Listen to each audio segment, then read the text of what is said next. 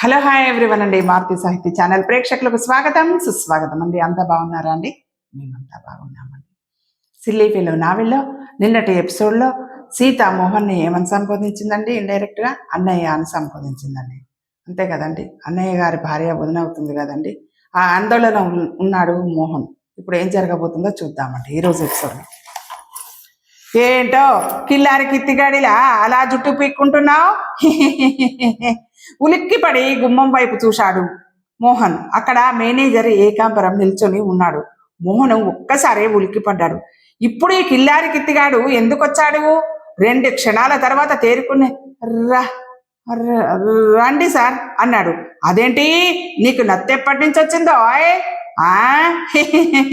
అంటే లోపలికి వచ్చి మోహన్ ఎదురుగా ఉన్న సోఫాలో కూర్చున్నాడు. మోహన్ చటుక్కన లేచి నిలబడ్డాడు. పర్వాలేదు కూర్చోబోయ్, నేను ఆఫీస్లోనే నీకు బాస్ని, బయట ఫ్రెండ్నే అన్నాడు ఏకాంబరం. ఫ్రెండా? ఇదెప్పటి నుండి? అయోమయంగా అనుకున్నాడు మోహన్. కూర్చోబోయ్, మరోసారి గట్టిగా అన్నాడు ఏకాంబరం. మోహన్ అతన్ని ఎదురుగా కూర్చున్నాడు. ఆఫీస్లో ఎలా ఉందో నీ సీటు అని అడిగాడు. చాలా హెవీగా ఉంది సార్ చెప్పాడు మోహన్. నాకు తెలుసు, ఆ బుచ్చిబాబు లేడు, ఆ కిల్లారి కిత్తిగాడి సీటు చాలా లైట్గా ఉన్నట్టుంది. రేపు నీ ఫైల్స్ సగం అతనికి ఇచ్చేయి. మోహన్ తన చెవుల్ని తానే నమ్మలేకపోతున్నాడు. నిన్నటి దాకా డింగాల డిప్పి అని పొగిడిన బుచ్చిబాబుని ఈవేళ కిల్లారి కిత్తి అని ఎందుకు తిడుతున్నాడు? అలాగే సార్ అన్నాడు మోహన్ అతి వినయం ప్రదర్శిస్తూ. సరే గాని సీత కనపడదే, ఇంట్లో లేదా? హఠాత్తుగా అడిగాడు ఏకాంబరం. మోహన్ ఒక్కసారి ఉలిక్కి పడ్డాడు. వీడు సీత గురించి అడుగుతున్నాడేంటి? సీత గురించి అయినా వీడికెందుకు? కొంపదీసి వీడిప్పుడు సీత కోసం రాలేదు కదా అనుకున్నాడు మోహన్ మనసులో. ఏంటో అడుగుతుంటే సమాధానం చెప్పవే? సీత వెళ్ళిపోయిందా ఏంటి అడిగాడు ఏకాంబరం. అబ్బే లేసా, వంటగదిలో ఉంది సార్ మోహను అయోమయంగా అన్నాడు. అలాగా, నేను రమ్మన్నానని చెప్పు మోహను గతుక్కుమన్నాడు. అయితే వీడు సీత కోసమే వచ్చాడన్నమాట. ఇలా ముసలోళ్ళు కూడా కాంపిటీషన్కి వస్తే కష్టమే అనుకున్నాడు. ఇప్పుడే పిలుస్తాను సార్ అని లోపలికి వెళ్ళాడు మోహన్. ఒక్క నిమిషంలో సీత మోహన్ బయటికి వచ్చేశారు. నమస్కారం అండి అంది సీత ఏకాంబరాన్ని చూస్తూ. ఆమె మొహంలో అయోమయం. నమస్కారం అమ్మా, రారా కూర్చో అన్నాడు. సీత ఏకాంబరం ఎదురుగా ఉన్న సోఫాలో కూర్చుంది. నువ్వు కూడా కూర్చోబోయ్. మోహన్ సీత పక్కన కూర్చోబోయాడు. నువ్విలా నా పక్కన కూర్చోమ్మా, అతను పక్కనే కూర్చుంటే నీకు ఇబ్బందిగా ఉంటుంది. పాపం నేను పెద్దాడినేగా, మరేం పర్వాలేదు అన్నాడు ఏకాంబరం. సీత ఏకాంబరం పక్కన వచ్చి కూర్చుంది. అమ్మ కిల్లారి కిత్తిగా, ఎంత దెబ్బ కొట్టావురా అనుకుంటూ ఏకాంబరం ఎదురుగా కూర్చున్నాడు మోహన్.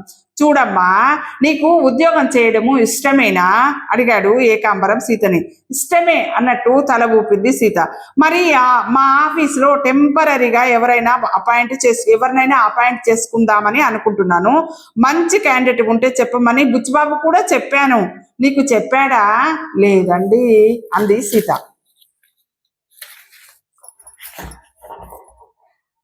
ఏకాంబరం ఆశ్చర్యంగా చూశాడు. ఏంటి, నీకు చెప్పనే లేదా అంటూ. నిన్ను మంచి క్యాండిడేట్ కాదని అనుకున్నాడో ఏమో మరి ఆ బుచ్చిబాబు అంటూ గల్లున నవ్వేశాడు. సీత మొహమాటంగా నవ్వింది. మోహను లోపల పళ్ళు నూరాడు. నిన్ను చూస్తుంటే చాలా తెలివైన దానిలా ఉన్నావు, చాలా చలాకీ దానిలా కనిపిస్తున్నావు. నీకు నేను ఉద్యోగం ఇవ్వాలని అనుకుంటున్నాను. అఫ్ కోర్స్ టెంపరీగానే అనుకో. నీకు ఇష్టమేనా అడిగాడు ఏకాంబరం. ఇష్టమేనండి అంది సీత. వెరీ గుడ్, రేపే వచ్చి ఉద్యోగంలో జాయిన్ అయిపో. సీత భుజం తట్టాడు ఏకాంబరం. మోహనం మొహము పాలిపోయింది. అప్పుడు రాత్రి 8 గంటలైంది. అంతకు ఓ 15 గంట ముందు దాకా ఏకాంబరం నానా చెత్త మాట్లాడి వెళ్ళాడు. తను ఎక్కడెక్కడ పనిచేశాడు, తను పనిచేసిన చోట ఆఫీసుని ఎలా డెవలప్ చేశాడు సీతకు బాగా కోతలు కోస్తూ చెప్పాడు. ఏకాంబరం వెళ్ళిపోయిన 5 నిమిషాలకి రామలక్ష్మి గుళ్ళో హరికథా కాలక్షేపం ఉందని గంటలో వస్తానని చెప్పి వెళ్ళిపోయింది. మోహన్ హాల్లో కూర్చొని టీవీ వంక అసహనంగా చూస్తున్నాడు. సీత లోపల ఏం చేస్తుంది? సోఫాలోంచి లేచి మెల్లగా బెడ్రూమ్ దగ్గరికి వెళ్ళి లోపలికి తొంగి చూశాడు. సీత మంచం మీద వెళ్ళకిలా పడుకుని వారపత్రిక ఏదో చదువుకుంటోంది. తను ఇంకా త్వరపడాలి, లేకపోతే రామలక్ష్మి హరికథ నుండి వచ్చేస్తుంది. మోహను పిల్లిల అడుగులు శబ్దం కాకుండా వేసుకుంటూ పిల్లిల అడుగుల శబ్దం కాకుండా గదిలోకి ప్రవేశించాడు. సీత మోహన్ గదిలోకి రావటం గమనించలేదు. ఆమె పత్రిక చదవడంలో పూర్తిగా లీనమైపోయింది. మోహన్ ఆమెను సమీపించి చేతిలోని వారపత్రిక లాగి పక్కకు పడేశాడు. సీత ఒక్కసారే ఉలికి పడింది. మోహన్ని చూసి ఆమె గబుక్కున లేచి కూర్చుంది. మొదట ఆమెకి ఏమీ అర్థం కాలేదు, కానీ అతని మొహంలోని ఎక్స్ప్రెషన్ చూశానాక ఆమెకి విషయం ఏంటి అనేది అర్థమైపోయింది. ఏంటిది అడిగింది సీత కఠినంగా. ఏంటో నోటితో చెప్పడం ఎందుకు, చేసి చూపిస్తా అంటూ మోహన్ ఆమె మీదకి దూకి గట్టిగా పట్టుకున్నాడు. ఛే వదులు వదులు గీత సీత గింజుకుంది. వదిలేస్తా, కానీ నా కోరిక తీరాక వదిలేస్తా. Mohan, this is too much. నా గురించి నువ్వేమనుకుంటున్నావు అంది సీత. నీ గురించి చాలా అనుకుంటున్నా, అందుకేగా ఇలా పట్టుకున్నా. మోహన్ తన పట్టుని మరింత గట్టిగా బిగించాడు. ఛీ, నేను అలాంటి దాన్ని కాదురా, వదులు. పెళ్లి కాకుండా కాపురం చేసేదానివి నువ్వెలాంటి దానివో నాకు విడిగా చెప్పవలసిన అవసరం లేదు. మోహన్ సీత మొహం మీదకి వంగాడు. ఆమెను ముద్దు పెట్టుకోవాలని సీత గింజుకోసాగింది. మోహన్ సీత మొహానికి దగ్గరగా వచ్చేసింది. మరో క్షణంలో అతను ఆమెను ముద్దు పెట్టుకుంటాడనగా సీత బలవంతంగా అతని ముక్కు మీద ఒక్క గుద్దు గుద్దింది. అబ్బా, బాధగా అరుస్తూ కుడి చేత్తో ముక్కు పట్టుకున్నాడు మోహన్. అదే అదనుగా సీత అతని గుండెల మీద 2 చేతులు పెట్టి తన బలమంతా ఉపయోగించి ఒక్క తోపు తోసింది. మోహన్ మంచం మీద నుండి దబ్బున నేల మీద పడ్డాడు. సీత మంచం మీద నుండి కిందికి దూకి ఇంటి బయటకు పరుగు తీసింది. ఆమె మనసును భయం పూర్తిగా ఆవహించింది. అవును మరి, కొద్దిలో ఆమె మోహన్ పశువాంచకు బలి అయిపోయి ఉండేది కదా. ఆ చీకట్లో భయంతో పరుగు తీస్తున్న సీత పక్కన ఓ స్కూటర్ వచ్చి ఆగింది.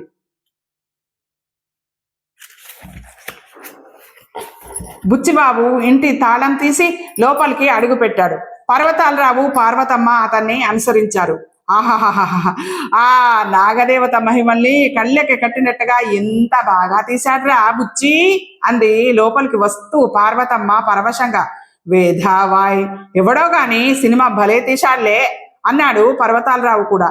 నాగదేవత హీరోయిన్ తింటున్న రేగిపండులోంచి పెద్ద త్రాడై వచ్చి కాటేసిన సీను ఎంత బాగా తీశాడండి.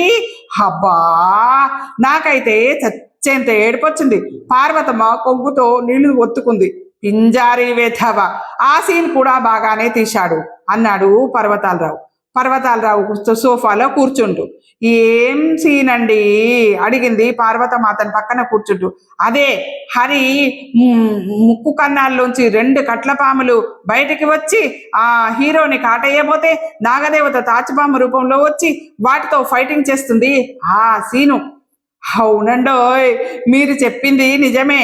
ఆ పాముల ఫైటింగ్ చూస్తుంటే నా ఒళ్ళైతే గగురు పొడిచింది సుమండి అంది.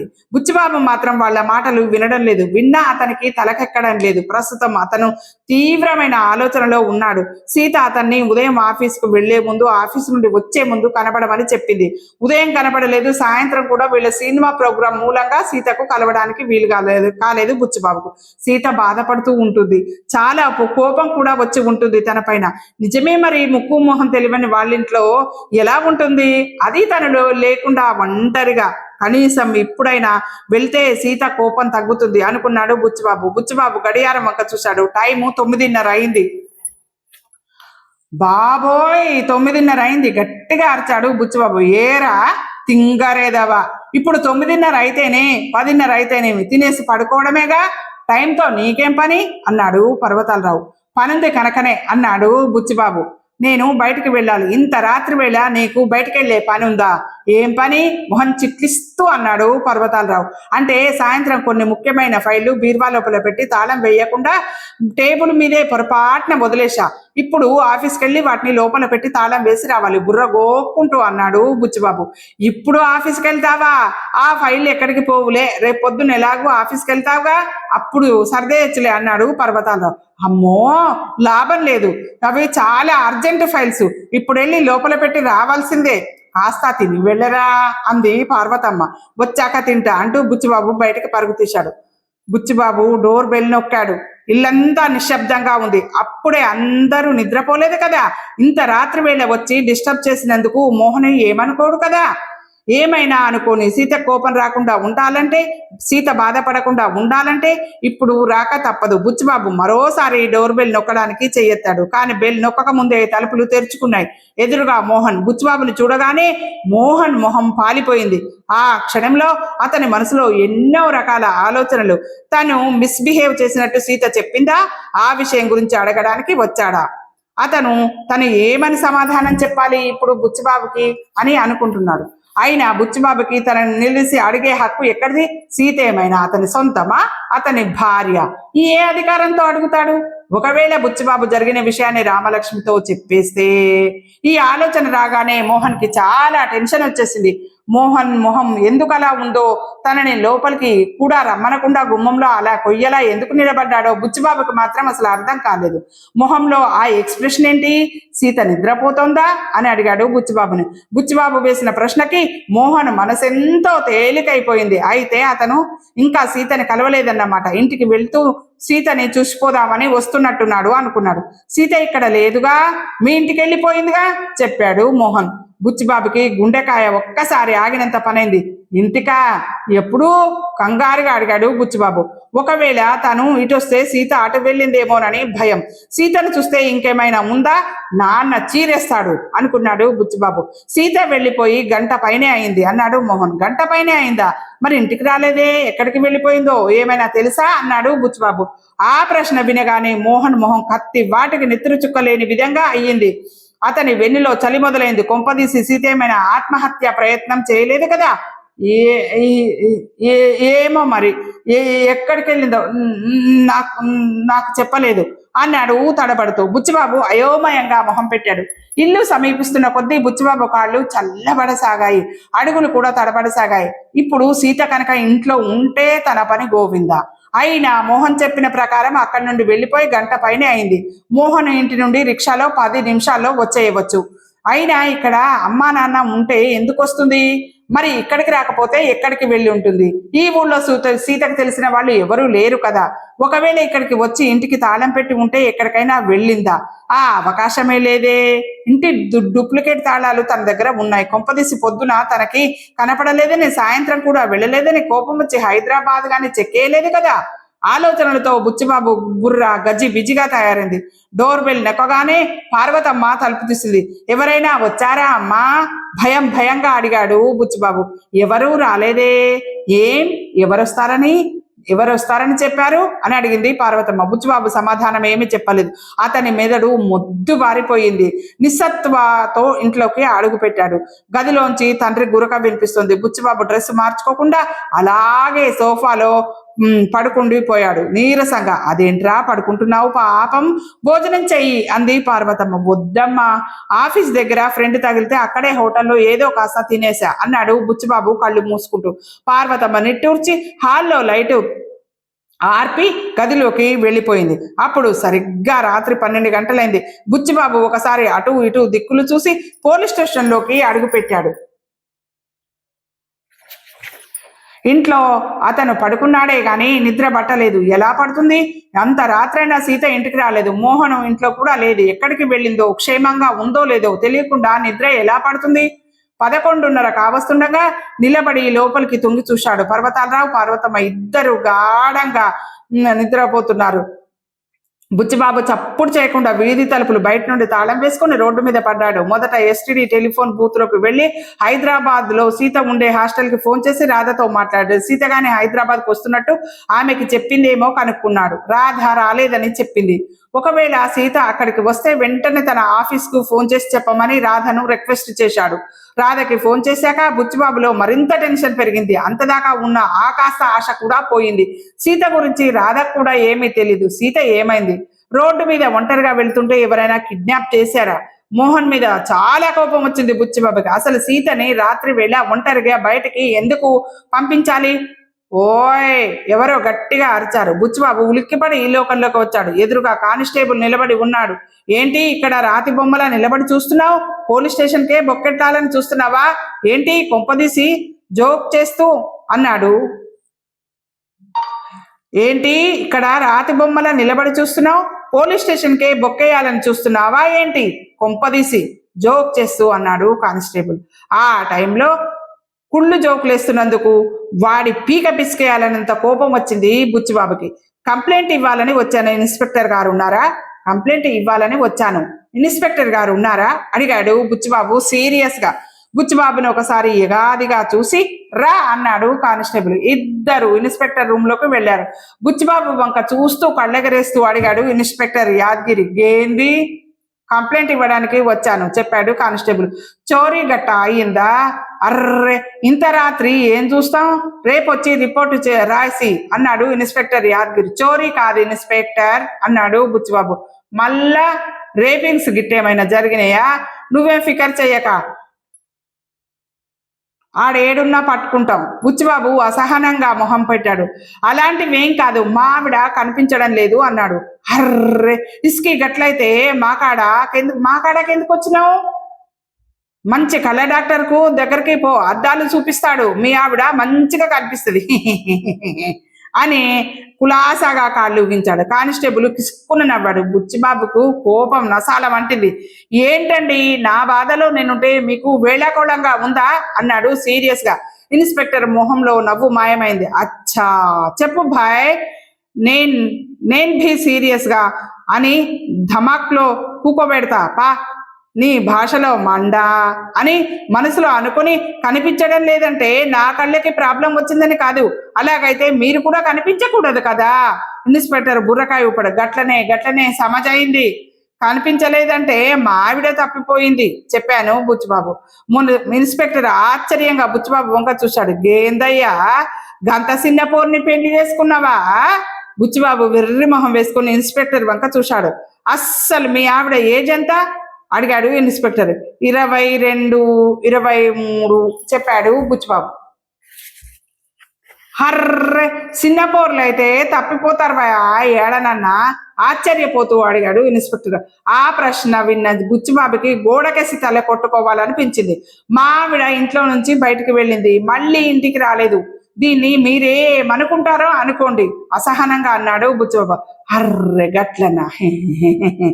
గీడ క్రిమినల్స్ తో ఎప్పుడు డీలింగ్ నేను చేసి మాది ఛీ ధమాకులు ఆలదాని లెక్క మొద్దుగైంది బాయ్ అంటూ టోపీ మీద పెట్టుకున్నాడు.